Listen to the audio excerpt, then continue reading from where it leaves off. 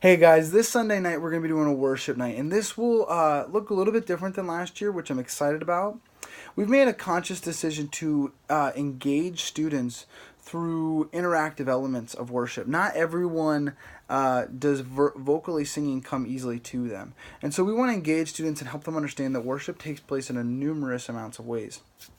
So, kind of the game plan for the evening will be that the worship band will come up, play a song, and then I will come up and we will have a panel presented of Mike Arthur, Abby Parker, and Jake Porter, and they'll be our panel. We're going to talk to them about what worship looks like in their lives. What does worship mean to them? How do they worship God? And so on and so forth. And so, as we kind of get into this topic, I think it's a great opportunity for you to connect with students and say, what does it look like for you to worship on a weekly basis? And so what we're going to do as an interactive element is after I'm done having the panel, we're going to have those students, we're going to play another song, and they'll have the opportunity to come up to a whiteboard and write down ways that they believe that they worship God throughout their weeks, things that they think come naturally to them. And then life groups, you'll have an opportunity to dive even deeper with that topic.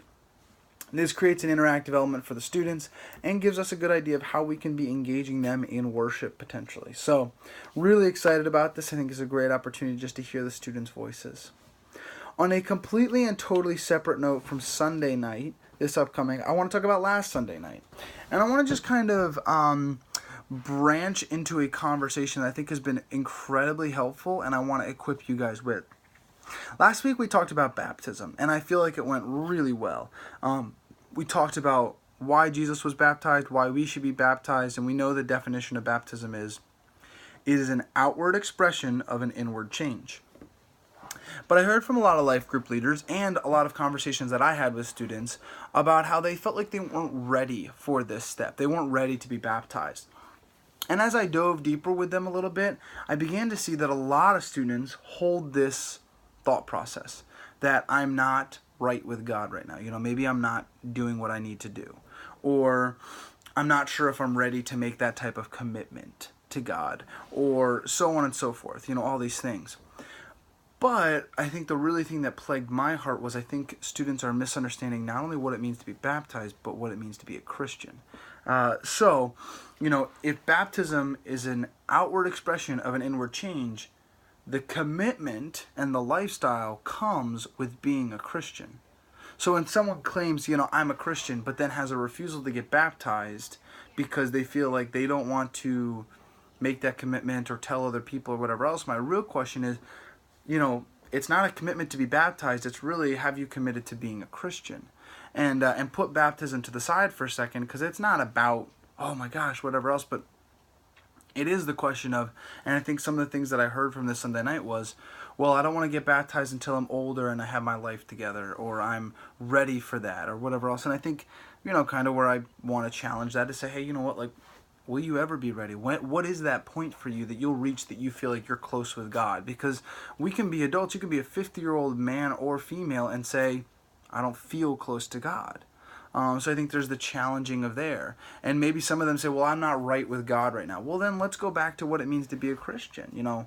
Is it something that you're intentionally choosing to partake in that is preventing you from making this commitment, which isn't even a commitment, it's just an outward expression, that is interfering with your true commitment that you've already made by being a Christian? And then I think even a deeper question is, do you know what it means to be a Christian? Do you know what it means to be committed to Christ in that relationship? Because this is just an outworking of this. This is really what matters, the commitment to Christ, being a Christian. So I hope that helps just kind of, equip you guys. I would strongly encourage you to branch these conversations with your students, to branch these conversations with your life group, to say, hey, listen, guys, I want to talk about this.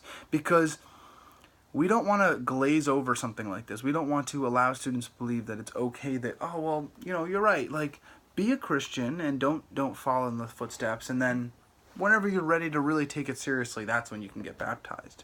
That's not what we're about at all. Hey, listen, you need to really evaluate this commitment to Christ that you have. And not because we're trying to come down hard on you or hype or harp or whatever the right word is on you, but instead because we love you and we care about you, we don't want you to feel like we're misleading you. So strongly encourage, reach out, have conversations, and continue to grow with your students.